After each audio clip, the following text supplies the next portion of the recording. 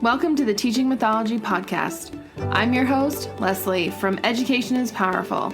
Come with me as we explore myths through a modern-day lens. Today we're going to be talking about the creation of man in Greek mythology, and there really are two different stories that I'm going to be telling. The first is from Hesiod, and it's the ages of man. The second is the story of Prometheus and Epimetheus and the creation of man that way. So we're going to start out with Hesiod's story of the ages of man. Hesiod wrote in his poetry that the ages of man were divided up into 4 ages. The first being the Golden Age. Now, this first period of man were formed by Kronos, actually, and they were mortals who lived like the gods. They never knew sorrow or toil. And when they died, it was said that it was as if they were falling asleep. No one worked or grew unhappy, and spring never ended. It really was this idyllic heaven-like world for man.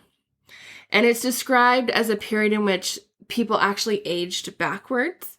Then that when they died, they became a daimones, which later in Greek, this word actually means demons.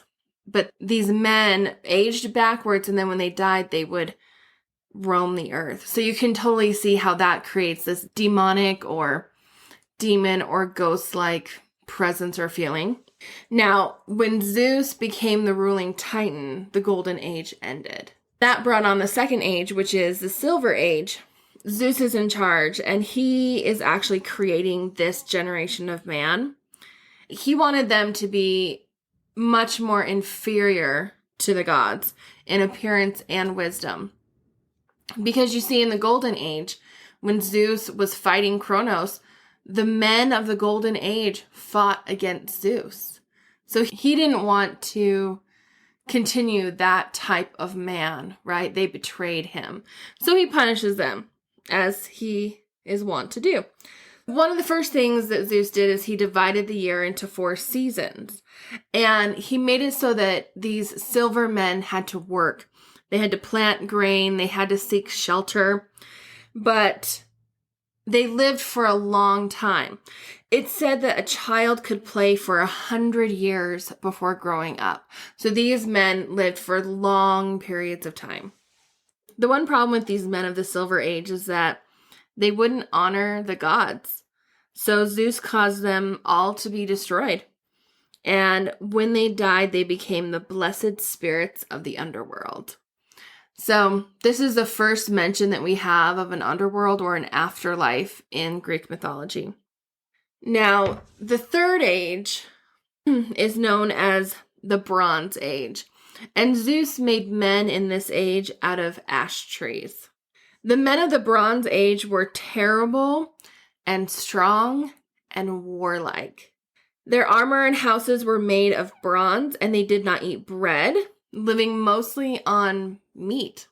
It was this generation of men that was destroyed by the flood in the days of Prometheus' son Decalon and Perea. Now, I haven't told that myth. I don't have plans in the future to tell that myth, but what I think is interesting is that there is a flood story in Greek mythology. And in the future, I do plan on doing a comparison of the flood stories throughout the world. And this is just one of them. When the men of the Bronze Age died, they went to the underworld. So we go from this Golden Age, where everything is peaceful and idyllic, to the Silver Age, where they have to toil for the first time and they die for the first time.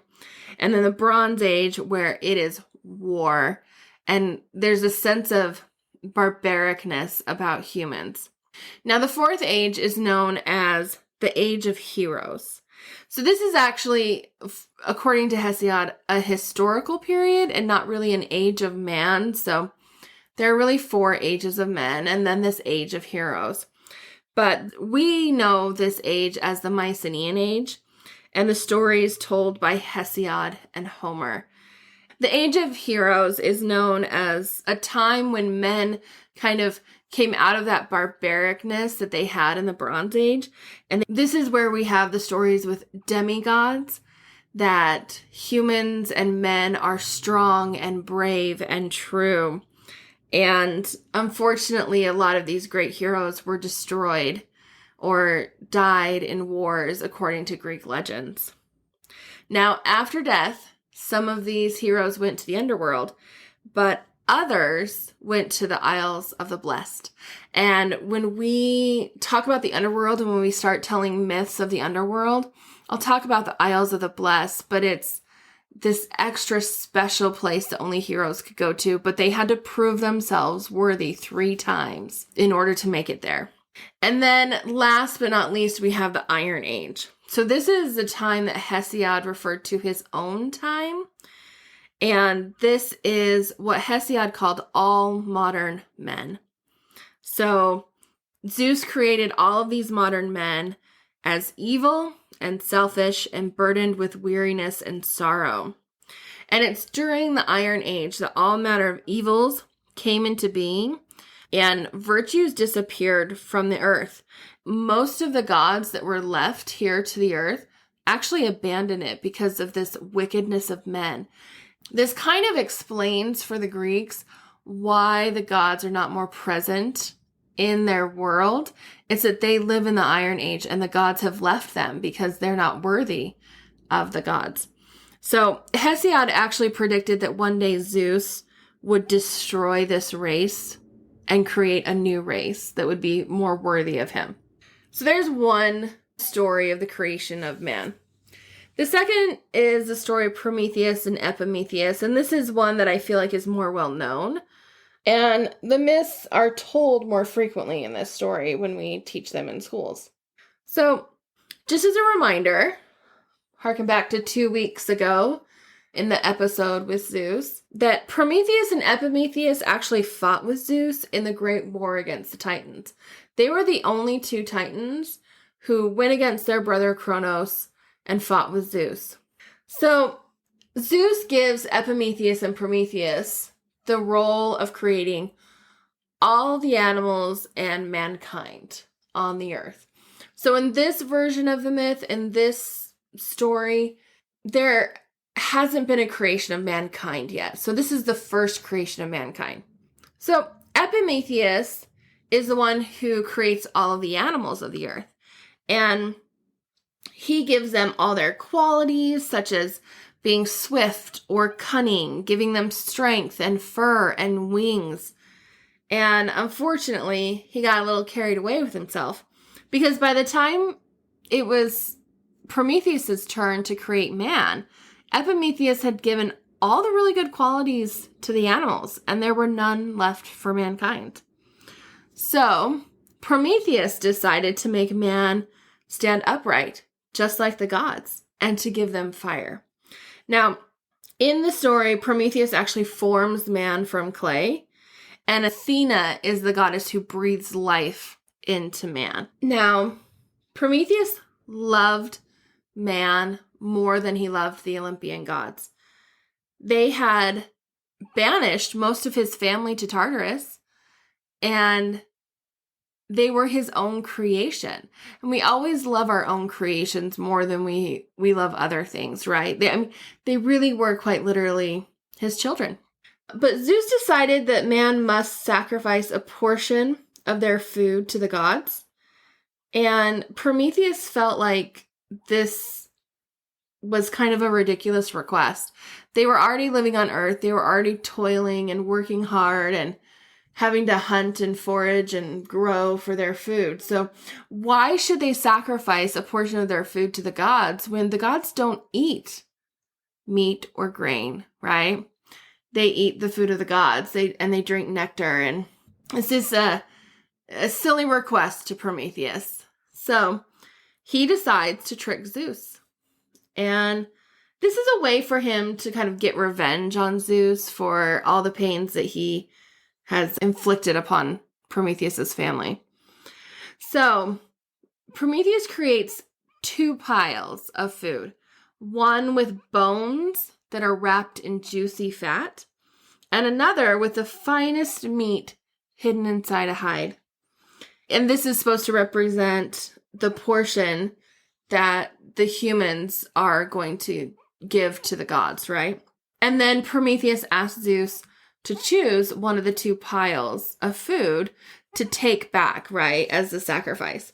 And of course, Zeus chooses the one that looks good on the outside with a lot of juicy fat, but inside are all bones. And Prometheus was able to get Zeus to promise that whatever he chose in this initial choice was what humans could sacrifice to the gods forever after, right? So they knew what was to be sacrificed.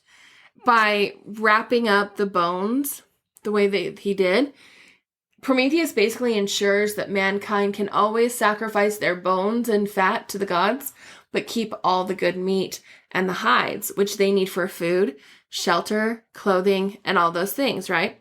So Prometheus is getting revenge on Zeus by tricking him and protecting humans.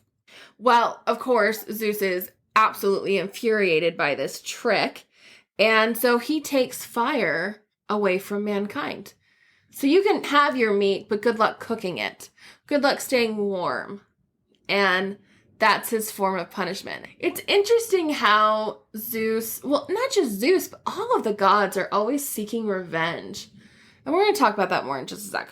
But Prometheus is not happy with this, and he disagrees with it. So he actually takes a torch, takes it to the sun, lights it on fire, and brings it back to mankind. And so now mankind has fire, and Zeus can't take that away from them again.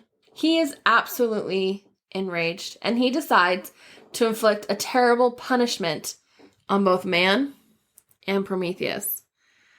Zeus is actually angry at Prometheus for several reasons. 1, for being tricked about the sacrifices. 2, for stealing fire from man.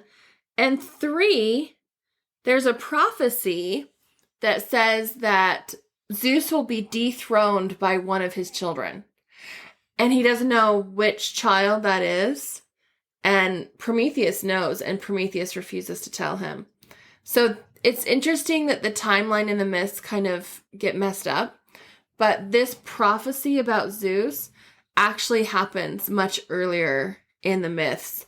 I just didn't mention it because it's just such a small thing. And when we talk about Athena, we'll talk about this prophecy again. So Zeus actually, to inflict punishment on Prometheus, he has him chained to a rock. And now we're going to tell the story of Prometheus later, so I don't want to go into too much detail here, but Zeus chains Prometheus to a rock, and every day an eagle would come and eat out his liver. But because Prometheus is a god, he heals overnight, and then the eagle would come again. So we'll talk about how Prometheus is freed from this. It actually takes two very important people to free him. The other way that Zeus gets revenge against mankind is by creating Pandora. And that's the story I'm going to tell next week. So stay tuned if you want to hear the myth of Pandora. Now, what both of these creation stories or creation of man myths really show us is how the Greek gods viewed mankind. So the first thing we know is that they viewed humans as less than the gods. It's only in Hesiod's golden age that mankind is even somewhat equal to the gods. Every other instance after that, mankind is less than. And not even less than. It's that they're like playthings of the gods or animals or something so small and insignificant. And we see that the Greek gods routinely, across the myths, treat humans poorly. They punish them, they rape them, they kill them, they cause wars and jealousies simply because someone says that someone's more beautiful than Aphrodite, right? It becomes the theme of the myths. And I always find this really interesting. Like, why would an ancient society believe in gods who treated them so badly and who felt like they were so much higher than them. But we see this across all ancient civilizations. It's not just the Greeks, but it's very prominent in Greek mythology. And we have the most of their myths written down. And so we have the widest view of their belief system. So I always wonder, why would they think this? I wonder if it's a need to believe in a higher power, and that higher power, if something is greater than you are, there's automatically a comparison that happens that we must be so much further or lower than the gods. And I also wonder if this is a need to reinforce a hierarchy or a class system, that some are better than others. And when we flash forward to Charlemagne and the creation of the royal family as we now know it, I mean, most of the kings and queens in Europe in the Middle Ages and the Renaissance wanted to prove that they were ordained by God to lead or to govern or to be a king or a queen. And they actually have these pedigree charts that show their descendants, like, all the way to Adam. And it's all made up and it's all fake. So I think that's really interesting that we are always trying to reinforce a hierarchy in our world. And even if that makes these gods vengeful in Greek mythology, it could also, on the flip side, show someone who's blessed by the gods, right? And if you are blessed by the gods, then you should rule. And we see that story throughout Greek mythology. So those who are blessed by the gods rule, and those who are punished by the gods almost deserve it, right? So when I was teaching these creation stories, I actually would do a creation story unit so that I could compare these stories across cultures. But for the sake of the podcast, I wanted to tell or retell both of these stories. Next week, when we talk about Pandora, I'm also going to talk about Eve and compare Pandora and Eve. But you can compare these stories to other creation stories. It's interesting that in the Prometheus and Epimetheus story, that animals are created first, and that man is made out of clay, and then life is breathed into man.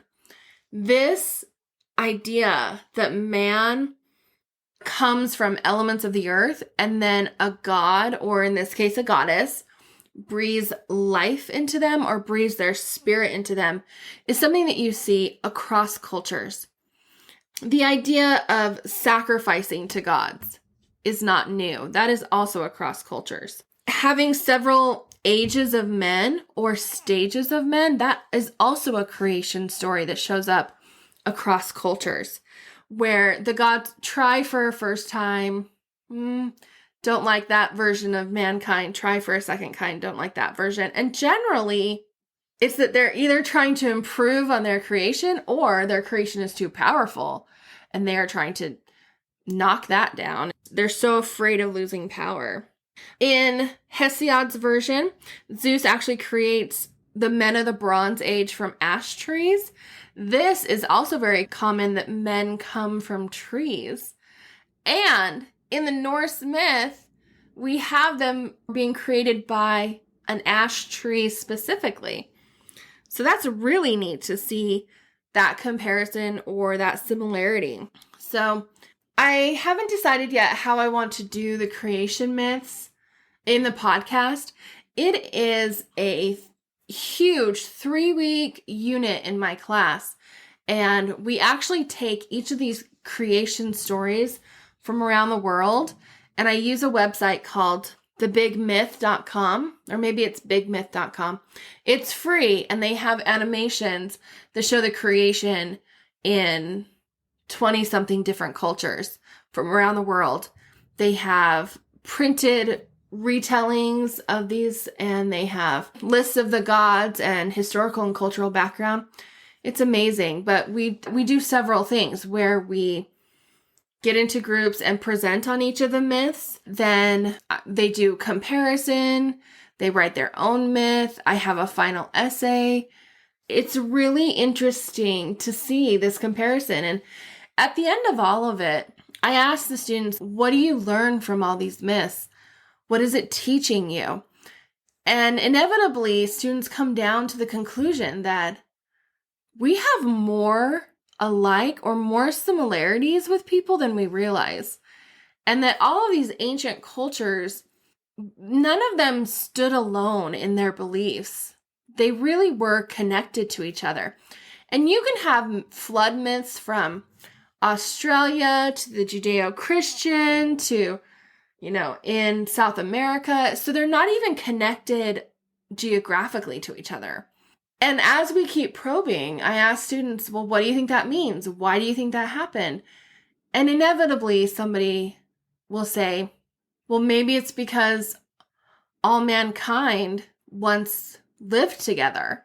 And as they broke apart or as they moved, these stories changed, which I love, because then we go back to Pangea and we talk about that at some point when creation happened on this earth, and whether you believe in a creation from a god or evolution type of creation, at some point there had to have been a small group of humans together. And that small group was trying to understand their world and trying to understand where they came from and where they fit into that world. And so they start telling creation stories and they start creating myths and they start believing in gods, because we live in a modern world and I am just fascinated by the tomatoes growing in my backyard right now. I cannot believe how fast they grow. And out of nothing, they appear from a seed to a plant, and then there's leaves and then flowers. And I will literally be looking at a flower and the next day there's a tomato right there. I don't even know how that happens. And then it grows and grows and grows, right? So even just plants are fascinating to me. The idea of a human life being created is nothing short of miraculous. And so it's no wonder that no matter what culture, no matter what people, they believed in a God, in a higher power that could create life on earth. They had no science, little technology. They didn't understand a lot of things. So this 100% makes sense to me. And I love the similarities. I love the commonalities that we have across the world and across cultures and across religion, right? Because some of these are ancient mythologies, and some of the mythologies that we study in my class are living mythologies. They are mythologies that people still actively believe in, and they still worship these gods. They still offer sacrifices to these gods. But we have more in common with their beliefs than we realize. And I think that's one thing that my class really emphasizes, is that we kind of get mired down and stuck in the details. But man, when we get to the root of all beliefs, we really do have so much in common with others. And it's fascinating. So I'm going to stop there for today. Next week, we'll talk about Pandora and Eve and the view that a lot of ancient cultures have about women. Thanks for joining me today on Teaching Mythology. Don't forget to rate, review, and subscribe, and I'll see you next time.